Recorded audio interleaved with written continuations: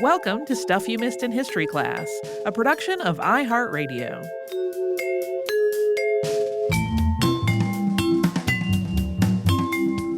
Hello and welcome to the podcast. I'm Holly Fry. And I'm Tracy V. Wilson. So, Marjorie Merriweather Post came up in my research when I was working on Clarence Birdseye quite recently, but she has also been mentioned in the news a lot lately, just kind of offhandedly, and that's because she was the person who built Mar-a-Lago, which is in the news a lot. She actually willed it to the National Park Service when she died. We're going to talk about how that transpired and a lot more today because Marjorie Post was a woman who is just fascinating to me. She helmed a huge corporation when she was still in her 20s, in the early 20th century. And she represents this unique combination of a life that was led with incredible opulence, but also paired with a very serious hands-on dedication to philanthropy. And she expanded her wealth in her lifetime. It wasn't as though she was trying to get rid of it all. But as she matured, she seemed to see that expansion as a way to ensure that she could continue to fund the charities and initiatives that she believed in. Also, her personal life was just so messy. Girl, Marjorie. And we'll talk about all I will say, as I was reading through it, at one point I got confused. I was like, wait, who is she married now? How many? And some of the husbands have the same first name to make it extra confusing. We will talk about all that today and certainly more in behind the scenes on Friday. But we're going to talk about Marjorie Merriweather Post. Heads up, there are a couple of sensitive topics that appear in today's episode. We're not going to spend a ton of time on them, but I just want you to know they're coming. We do have a mention of a death by suicide and also a very brief mention of a miscarriage. So to talk about Marjorie, first we need to talk about her father. Charles William Post, who went by CW, was born in Springfield, Illinois on October 24th, 1854.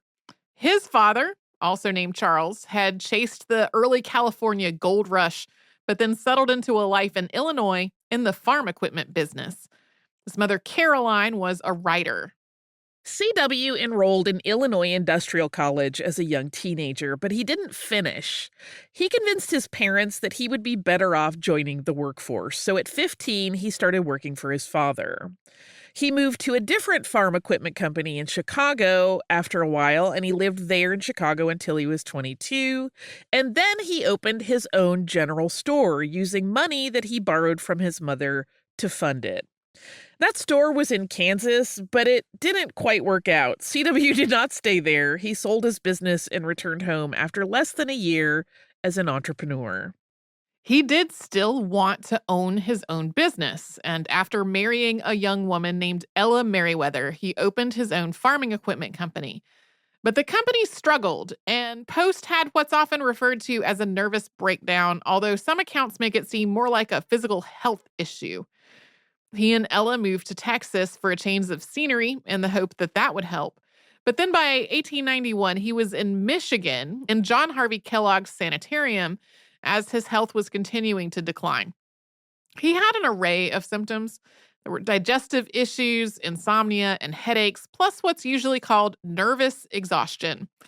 There's been speculation over the years that he may have been grappling with a condition like depression or an advanced anxiety disorder that would not have been diagnosed that way at the time. CW's time with Kellogg was not entirely successful for Post in terms of getting him better, but he admired the sanitarium's program, and he really did think it was ultimately beneficial. After he left the sanitarium, he sought additional help through prayer with Christian Scientists, and he came to believe through this group that healing was something that you could do with your mind, and that became the basis of a book that he wrote titled, I Am Well. After he recovered, he continued to think about the strict diet that Kellogg had prescribed. We have an episode on John Harvey Kellogg where we talk about this more. I will say, I wrote that. I was probably easier on him then than I would be after many more years of living in the world we live in. He was such a believer in this cereal-based approach to health that he designed a cereal beverage called Postum that was designed to confer nutritional benefits of grains to consumers. Postum was meant to be drunk in the morning instead of coffee, which Post believed was causing innumerable health problems all around the globe. He used that rhetoric a lot in his early advertising. Initially, Postum was sold through the mail, but Post eventually convinced grocers to carry it. Soon, he introduced Grape Nuts cereal, and the Postum Limited Company was officially launched in 1896. From there, he continued to introduce a variety of cereal products, all of them intended to improve consumers' health. This worked. Post became a millionaire, and he was also accused on multiple occasions of stealing recipes from Kellogg. Yeah, he seemed to outrun those problems, though, because his company just grew and grew. CW's daughter, Marjorie Merriweather Post, was born on March 15th, 1887. And at that point, the Posts were once again living in Springfield, Illinois. But that also meant that she ended up spending a lot of her childhood in Battle Creek, Michigan, after the family moved there for CW's health. Once the Postum Company launched, which it did in Michigan, and was successful, Marjorie went from being the daughter of a failed entrepreneur to becoming a wealthy heiress. She was the Post's only child, and she had been part of building the company with her father, initially in small ways, like she worked alongside him in jobs like labeling jars. But from an early age, Marjorie was encouraged by her father to learn all she could about the business, something that seems kind of wild when you consider that she could not vote or have a line of credit in her own name. This kind of problem will come up later in her life, as we'll see. But this went beyond basic lessons for Post because as Marjorie aged up, he took her to more and more high-level aspects of the business, to the point that she accompanied her father on business trips and even attended meetings with him. He also gave her a small fortune of her own when she was very young. She got shares of Postum stock when she was still a child. As a teenager, she was worth several $1,000,000, and all of CW's lessons in business were intended to teach her how to manage that money. He was very worried that when she found herself wealthy at such a young age, she would be foolish and extravagant with her fortune. In September of 1902, Marjorie started attending Mount Vernon Seminary for Women because her father also wanted to ensure that Marjorie, who was from new money, was as educated and poised as any other woman in society. But CW also added considerable stress to Marjorie's life. In 1904, just a few months after she had completed her studies at Mount Vernon Seminary, CW divorced Marjorie's mother, Ella, and remarried less than 2 weeks later to his secretary, Lila Young. CW tried to force a bond between his daughter and his new wife ahead of this marriage by making Lila Marjorie's travel companion. Marjorie, though, is said to have gotten wind of this whole plan and was understandably furious. Yeah, her relationship with her dad was one where she adored him and was also angry at him a lot of the time. In a moment, we're going to talk about Marjorie's first marriage. But before we do that, we will pause for a quick sponsor break.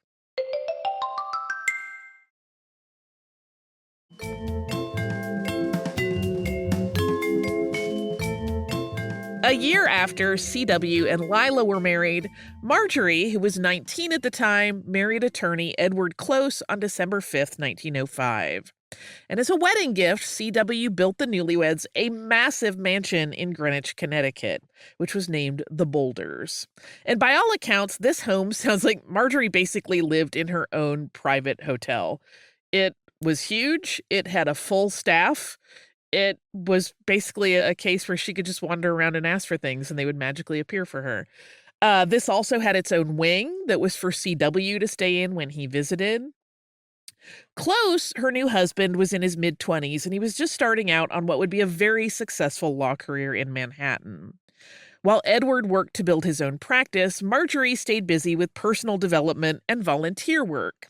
She worked with the Red Cross, and she also took classes at a private school as a drop-in student to the art courses that interested her. 2.5 years into the marriage, Marjorie and Edward welcomed their first child, a daughter named Adelaide, who was born on July 28, 1908. A second daughter named Eleanor was born a year and a half after Adelaide on December 12, 1909. For the next couple of years, Marjorie was busy with her little girls and with a growing art collection. But in the autumn of 1912, Marjorie's mother, Ella, died in her sleep. Ella had gone out with a friend the night that she died, and it seemed like a very peaceful end, but Marjorie really blamed her father for the passing of her 62-year-old mother. She believed that her mother had never gotten over being just abruptly cast aside for another woman after years of devotion and seeing her father through some of the hardest times of his life. Marjorie had to handle all of the funeral arrangements herself. As Marjorie was grieving her mother, her father's health, which had never been particularly robust, started to decline. In the spring of 1914, C.W. Post was moved from his summer home in Santa Barbara, California, to Rochester, Minnesota for an appendectomy. And that move was because he believed only the Mayo brothers were capable of handling the procedure. And the hope was that this surgery was going to alleviate some ongoing medical issues that are only reported in write-ups as a stomach disorder, and that an ailing appendix had actually been the cause of all of his problems. And his post-surgery recovery went quite well, and when he was healed enough, he returned to his California home. But soon his old health problems returned, and they were bad enough that he had to have a nurse with him around the clock at home. On the morning of May 9th, CW asked his wife to run some business errands for him. And when he was gone, he told his nurse that he wanted to be left alone to rest. He stated, "I am very nervous. My mind is perfectly clear, but I cannot control my nerves." The nurse left him alone, and once she was gone, although still in the house, C.W. Post died by suicide from a gunshot wound. His doctor, J.C. Bainbridge, ruled the tragedy the result of a, quote, fit of temporary insanity. He was buried in Battle Creek, Michigan. Marjorie, as we said, was C.W.'s only child, and with his death, she became one of two inheritors to his fortune, which was valued at $22 million. So that split was something of a surprise. C.W. had split his estate between Marjorie and her stepmother Lila in his will. That will was published in the paper, so everybody knew about it. He separated out his various real estate holdings between the two women, but then he gave each of them half of Postum. Marjorie, who had been promised the entire company since she was a child, fought this will. And she and her husband, who again, remember, was an attorney, were able to track down a document from 1895 when Postum was founded in which C.W. and his first wife, Ella, had agreed that their only child would inherit the majority of the company. So with that paper in hand and threatening litigation, this made Lila Post give up her shares of Postum in exchange for a cash settlement. Marjorie had inherited the cereal company, and it fell entirely to her to run the family business. She was 27 and suddenly in charge of a $20 million company. But her husband had to perform some of her duties because while she was technically the boss, she was also a woman, and there was a serious stigma against a woman being an active part of certain business gatherings, like meetings of the board of directors. Ed had to be the one to do that. Marjorie and Ed moved to Battle Creek, where Postum was headquartered, to more effectively manage things. Yeah, he was sort of serving as her proxy throughout all of this, because even though she had been to board meetings when she was younger, it was like, oh, she is the guest of the owner. That's okay. But as a woman herself, just without a dad to accompany her, as gross as it makes me feel to even say that phrase, not accepted. But Ed and Marjorie did not live in Battle Creek full time. They split their time between there and Connecticut because he still had his practice in Manhattan. And then in 1916, they also purchased a home on Manhattan's Upper East Side. And the home on 92nd Street would become an incredible example of interior design, as well as a place where an impressive art collection would be displayed. 1917 offered a lot of challenges around the globe as World War I began, and for the Closes on a personal level. One evening in May, the Closes were out for the evening when they received an urgent message to return to the Boulders because the house was on fire. Their daughters and dog had been taken away to safety, but their massive home had just quickly become engulfed. There had been an explosion when the fire reached the gas lines, and the smoke and water from the fire hoses had destroyed a lot of the art and antiques that she had collected. After that, Marjorie decided not to try to rebuild. She and Edward sold the property to a school, and they made Manhattan their East Coast home. Marjorie recognized that her level of financial privilege came with the responsibility to help others during wartime, and she did this by funding a Red Cross hospital in France. This effort initially was met with very bad luck, though. Her husband Ed and his brother were aboard the SS Saratoga as it set sail from New York loaded with supplies for this hospital. But it didn't even make it out of the harbor before there was an accident. The SS Panama accidentally rammed the Saratoga in a case of harbor traffic confusion, and the Saratoga went down. All of the people aboard were successfully evacuated, but the hospital supplies were all lost. Marjorie Post was still dedicated to the mission, though, and she paid for a duplicate shipment to be loaded aboard the SS Finland 8 days later. The Finland made its way across the Atlantic just fine, but it was attacked as it neared the French coast. But this time it was part of a convoy, and Allied forces were able to defend it and get the supplies to the number 8 base hospital in Savonay. Edward had once again traveled with the supplies, and because he was also an officer in the U.S. Army during the conflict, he stayed in France for the remainder of the war. Marjorie continued her philanthropic work for the war effort back home, using her prominent social and business standing to fundraise for the Red Cross. During the war, Marjorie also became active in the suffrage movement and met President Woodrow Wilson, along with a group of other women, to discuss the matter in late 1917. Her sense of the need for women to have equal rights and more personal power continued to become a focus as she lived as a single parent during the war and watched a lot of other women also manage their homes without help from the men in their lives. When the war ended and Ed came home, the reunion was less than ideal. Marjorie had realized that in a lot of ways she was actually happier without Ed. One point of contention was his drinking, although whether he drank to excess or misused alcohol is actually a matter of debate. Marjorie was not much of a drinker, and she had a very hard line on not allowing guests in her home to be intoxicated at all.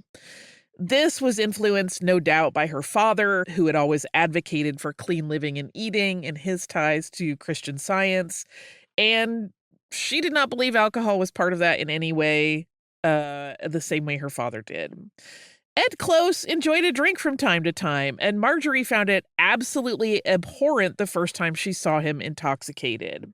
And although friends and family assured her that he was not a habitual drinker and stated throughout the years that Ed was also not an especially heavy drinker, it just never sat well with Marjorie that he sometimes liked to go drinking with friends. Additionally, she and Ed had kind of just grown apart. She had really enjoyed her life of independence during the war, where she didn't have to consult with or even consider Ed when making decisions. So adjusting back to being a couple was something that they both struggled with. By the end of 1919, they were divorced. Despite having found a lot of satisfaction in her independence, Marjorie soon got married again. On July 7th, 1920, she married Edward Francis Hutton. The two of them ran in the same social circles for years. She'd initially met the stockbroker in 1917 at a party, but they were both married at the time. There didn't seem to be any kind of romantic aspect to this interaction. But then in 1919, they ran into each other again at a social event. Marjorie was divorced and Hutton was a widower at the time. They really hit it off immediately. Unlike Close, who had served on the Postum board of directors but did not really have a head for business, E.F. Hutton excelled in the business world and had gained a level of respect, prestige, and reputation that not many people could match. He was able to understand her responsibilities at Postum and to offer advice as a board member that came from a vast and sound knowledge. Marjorie also asked her friend Colby Chester to become the assistant treasurer of the company. A lot of the board of directors members were her uncles. They were her father's brothers. And she had long been concerned that these men were making a number of missteps in the way that they ran things, but she really needed to be sure. So this was all a plan where she wanted them to teach Colby everything about running the company, and she was hoping that Colby, who was a longtime family friend, she was very close with his wife, would see some problems as an outsider and raise questions about them. And this plan actually worked perfectly. It was part of a larger effort on Marjorie's part to reinvigorate the company with younger executives who understood the rapidly changing post-war business landscape. So, as problems with the existing board's work came to light, one by one, they were carefully replaced. Presumably, they were given very lovely and generous severance packages or retirement packages. Colby, over time, became the company president, and her husband, E.F. Hutton, became chairman of the board. Marjorie was taking the company in a new direction, and she was planning to focus a bit more on philanthropy and growing her family. So she wanted to step away from her business role with Postum a little bit. And with EF and Colby in place, she felt really confident that she could do so. It was thanks to EF's acumen with numbers that the company was able to go public. On December 29th, 1923, Marjorie welcomed her third child, a daughter named Nadinia. She had been hoping for a boy. EF's son from a previous marriage had died in a horseback riding accident not long after the couple got married. She had kind of wanted to fill that void for her second husband. She'd had an earlier pregnancy earlier in their marriage, but that had ended in a miscarriage. And as Marjorie was getting older, Nadinia's birth would be her last one. Her name was a nod to her father's nickname, which is Ned. Although she went by, apparently, Deanie or Dina throughout her life. Following Nadinia's arrival, Marjorie and EF had a lot of movement in their lives, but it actually consolidated their world more solidly in Manhattan. They sold their townhouse to a developer who built an apartment building, but they did so on the condition that he include a large multi-story apartment on the top of it for their family to live in. This moved them up away from street noise, which was growing because as Manhattan's population grew, people were moving north. It also gave them an added sense of security, and it freed them from needing to keep up a home in its surrounding lot. As construction was underway, they also moved Postum's headquarters from Michigan to New York. Post's marriage to Hutton was one that fostered a lot of achievement and financial growth, but also some serious challenges. We will talk about that after we hear from the sponsors that keep Stuff You Missed in History class going.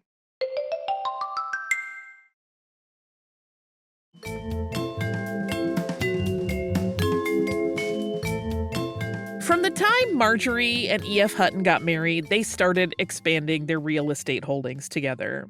They bought a summer home in the Adirondacks in 1921, and then in the mid-1920s, they broke ground on a new estate in Palm Beach, Florida. They hired an architect and designer from Vienna named Joseph Rubin for the project. Rubin's portfolio was impressive. He had designed palace spaces in Egypt and Hungary, for example, but he was best known in the U.S. at that time for being the set designer for Broadway's Ziegfeld Theater. Palm Beach had become a popular getaway for New York's wealthy set, and Marjorie and EF had had a home there for a long time. But it was becoming increasingly apparent that they needed more space, especially because Marjorie was always interested in throwing bigger and bigger parties. Once the idea to build a mansion had cemented itself, Marjorie took a very careful approach to finding exactly the right piece of property. She wanted ocean views and plenty of space, but she was also pragmatic. She studied surveys of the area to find the most suitable tracts of land where the unpredictable and powerful weather was not likely to destroy what they were planning. And what they were planning was massive. Urban had designed a 115-room mansion that Marjorie named using a Latin phrase that meant from sea to lake to describe this property's position on the coast. Another architect, Marion Wyeth, had been involved in the project in the beginning before Marjorie moved on to Urban, but Wyeth was brought back on to oversee a lot of the practical needs of the construction. Construction totaled at about $2.5 million by the time it was finished in 1927. The original budget had been $1 million. One of the legacies of the construction process for Mar-a-Lago that would define Marjorie Post's image in Palm Beach and beyond was her recognition that people with money should help others whenever possible. In 1926, there had been a bust in the building boom in Palm Beach, which led to a lot of worker layoffs and bankruptcies of land development companies that had been buying and selling properties using Cook data to bolster their standings. At that point, as it looked like Palm Beach might implode, there was a concern that maybe Marjorie should not be pouring so much money into Mar-a-Lago, but she felt very strongly that she could not halt construction because she didn't want to put more people out of work. As we mentioned in our episode on Clarence Birdseye, in 1929, Marjorie Post saw to the purchase of Birdseye's frozen food company, its machinery, and all of its patents. The business industry saw this as a wild and foolhardy move. Birdseye's entire company had been valued at less than $2 million, and Post bought it for $23.5 million. But she had done her due diligence and had inspected the company and reviewed its financial situation and come to the conclusion that it was really ahead of its time and that Birdseye had created a process that made frozen food a viable market. Postum became General Foods not long after the purchase, as Marjorie envisioned a wider range of offerings for Postum to move it forward as the 20th century continued. Marjorie Post herself changed significantly in the 1930s. The Depression really activated her sense of obligation to use her money to help others, more than she had already done before.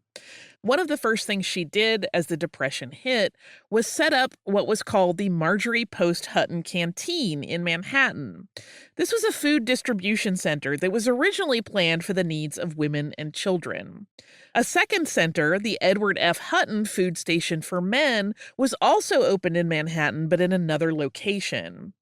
But soon, the needs of the neighborhoods dictated the clientele rather than any prearranged ideas that Marjorie and EF may have had about who would get food where, and the rules about who could get their food from these canteens loosened. More canteens were opened around the city as the Depression wore on. Marjorie also donated to and established many other charitable organizations throughout the 1930s, and this was a case where she was not a woman who just sat in her beautiful home and wrote checks. She was involved in these efforts. She went to the canteens and worked shifts. She hosted events there. She organized events to raise money, where she was always front and center, encouraging people that were similarly wealthy to give.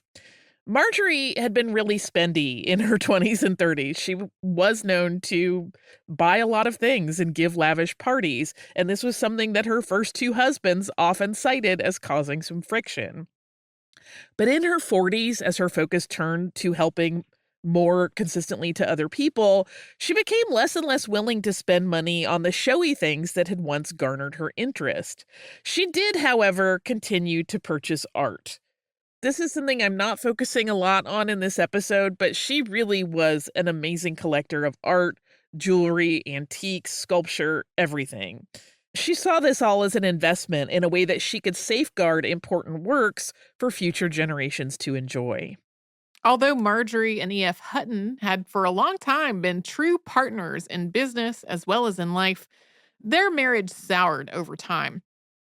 Some accounts say that the decisions Marjorie made in the late 1920s, so opting to spend money when a lot of other people were choosing to save it, had caused some tension between her and Hutton.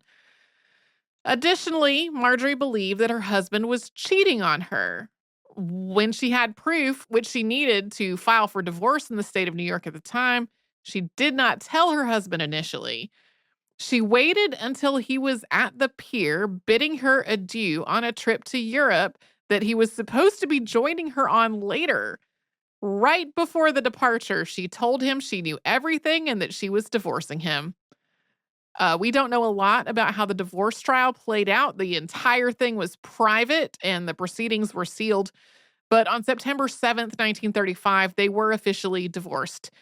E.F. resigned from his role at General Foods 3 months later, and then after that, Marjorie filed for sole custody of their daughter and got it.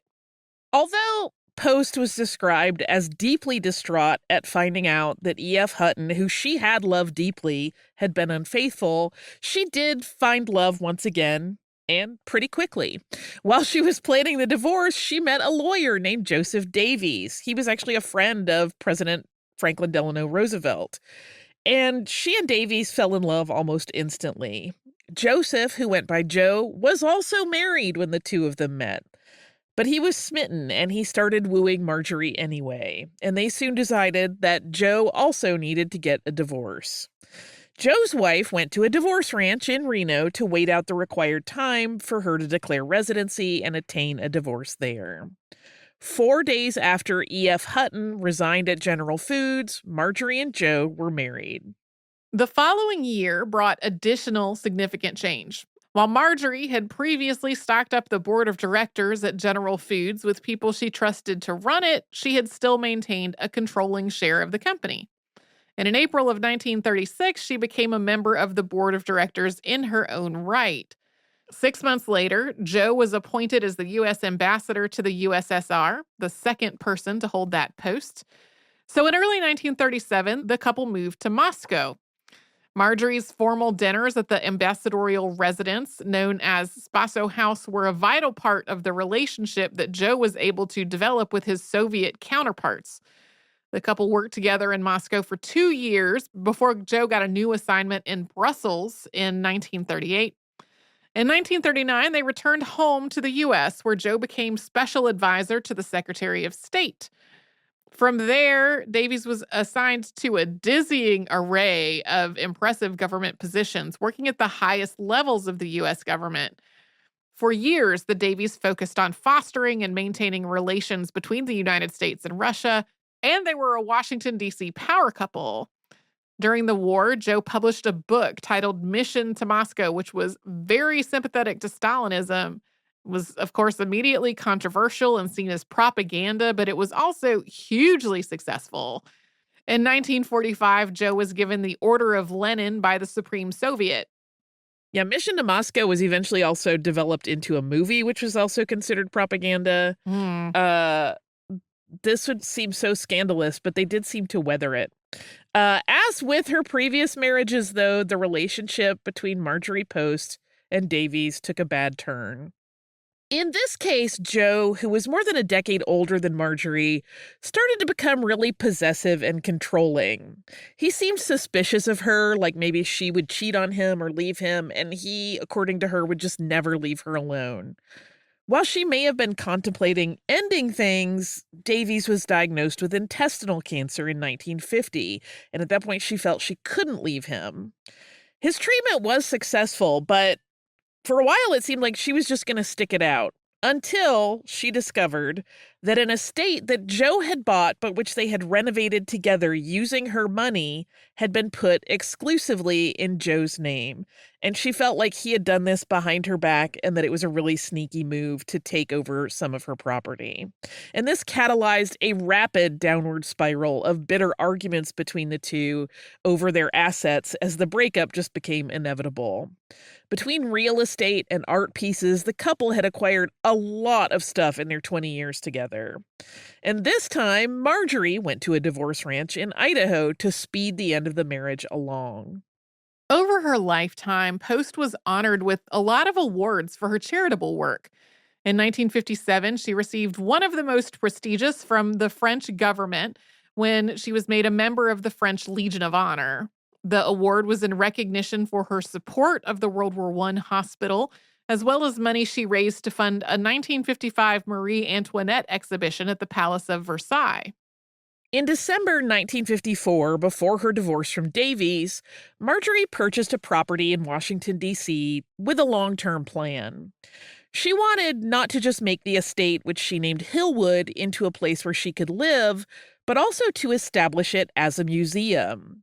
She wanted her expansive art collection to be available to the public, and for that access to it to be at the estate. She paid for massive renovations at Hillwood, and over the years that followed, she also launched a lot of campaigns to expand its offerings to include outdoor as well as indoor areas for people to enjoy. Hillwood is a museum today, and it displays Post's quote about what she wished for the estate on its website. Quote, I want young Americans to see how someone lived in the 20th century and how this person could collect works of art the way I have. I want to share this with the rest of the world. Incidentally, as we record this, the U.S. is still in the midst of its government shutdown, and Hillwood is currently free to visit for federal workers with ID, quote, to seek respite and rejuvenation. When Marjorie turned 70, 181 of her friends donated to a secret project at Hillwood known as the Friendship Walk, a lush, tree and flower-framed path intended to offer a peaceful escape from the day-to-day and to honor Post's many philanthropic efforts. One of these contributors was a widower and businessman who had worked at Westinghouse named Herbert A. May. And May was obviously very keen on Marjorie. There's not a lot of information about how the two of them started their romance, but they got married in June of 1958. They had 2 wedding receptions, one in D.C. and one in Herb's hometown of Pittsburgh. Yeah, he had 3 adult sons living in Pittsburgh and a lot of family there, so they wanted to celebrate in both places. In the time leading up to that wedding, Post had hardly been idle in her philanthropic work. She sponsored the National Symphony Orchestra. She also lent her voice in support of the creation of a National Cultural Center in Washington, D.C. That was what would eventually become known as the Kennedy Center. And she volunteered her time working on that project once it had been approved by Congress. After the wedding, Post retired from her company's board of directors, although she remained an active participant in shareholder meetings, and she often hosted the board in her home. And she became increasingly focused on that home, Hillwood, as a legacy, hiring people to formally catalog all of the art and antiques she had there. Yeah, she had made some previous efforts at getting her stuff cataloged, but they always seemed to end before they were completed. So that was really the first one that was intensive. In 1964, Post's marriage was engulfed in scandal when photos emerged of her husband Herb in sexual situations with young men. While members of her family had long suspected that Herb might be a closeted gay man, this had never occurred to Marjorie. She was absolutely mortified.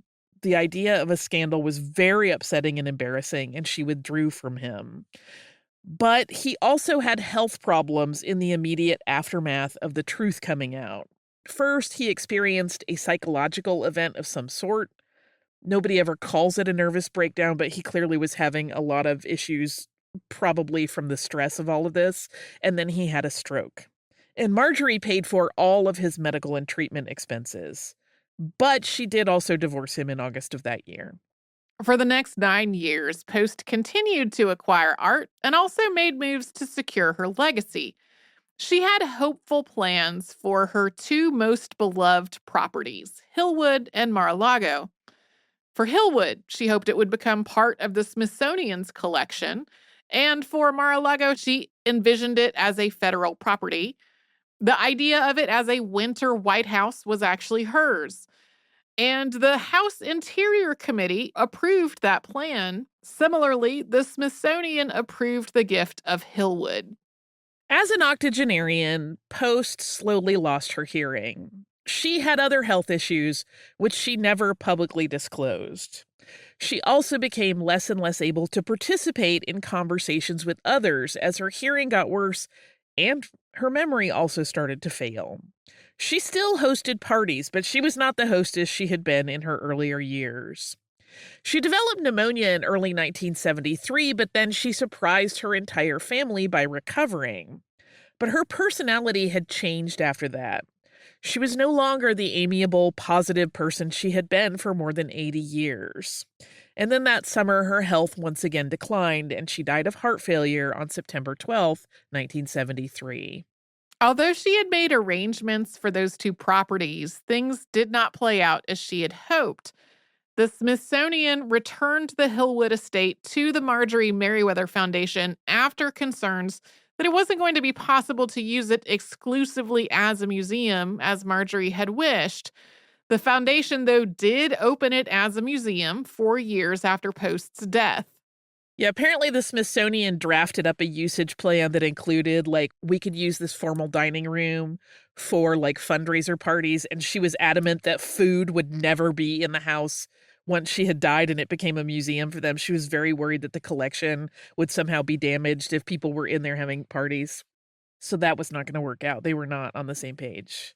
Mar-a-Lago, which Marjorie had hoped would become part of the National Park Service and which she had willed to the federal government for that use, was determined to not be suitable as a house of state because it was not secure. And that's because it sits right underneath a frequently used flight path out of West Palm Beach. Additionally, running the huge estate was incredibly expensive. Palm Beach didn't want it to become a museum because of traffic concerns, and so it reverted back to Marjorie's foundation, which then spent several years trying to sell it before it was purchased by Donald Trump for $10 million. He immediately complained that it was too expensive to maintain because of property taxes and actually tried to subdivide the property and sell it, but Palm Beach blocked that plan. The many philanthropic works of Marjorie Merriweather Post continue to benefit people today, and that really was very much her hope. She frequently told people that her firm belief about what to do with a fortune such as hers was, quote, keep it moving, make it work, make it create, make it do good, and make it help in many hundreds of ways. I feel like I want to get that, like, done in calligraphy and framed somewhere. It's such a good ideology. I get choked up hearing it, but I have listener mail that's not about that at all. This is from our listener, Mary. This is actually partially about an episode that Tracy did the research on, but then talks about a thing I said. And I want to make sure I'm clear on what I was getting at. So Mary writes, "Good afternoon, amazing humans. I have some strong opinions about the disappearance of the period belt. I know that it has been replaced by things that are much more environmentally friendly, but I still miss it. I started very early, elementary school age. I didn't want to change a pad because how was I getting that to the bathroom without questions? I was able to wear the period belt in one pad all day. It was glorious. I used to keep track of which store sold the Kotex pads that I needed and buy 2 to 3 boxes at a time. Fast forward to my daughter starting, and we have found the same joy for her in period panties. She feels protected all the time, but I still wish I could have given her the option of the belt.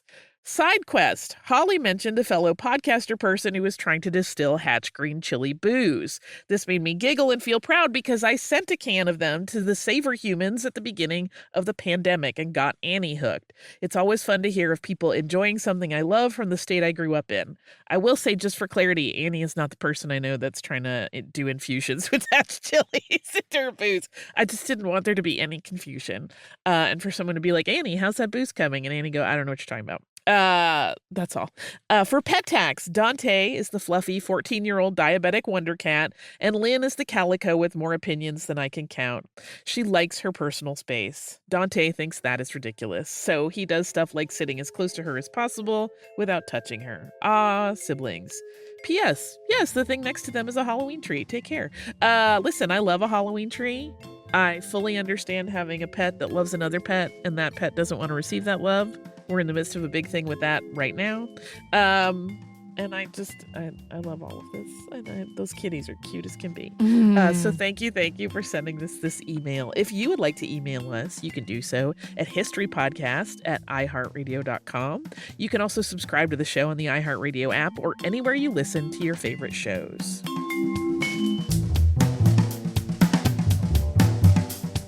Stuff You Missed in History Class is a production of iHeartRadio. For more podcasts from iHeartRadio, visit the iHeartRadio app, Apple Podcasts, or wherever you listen to your favorite shows.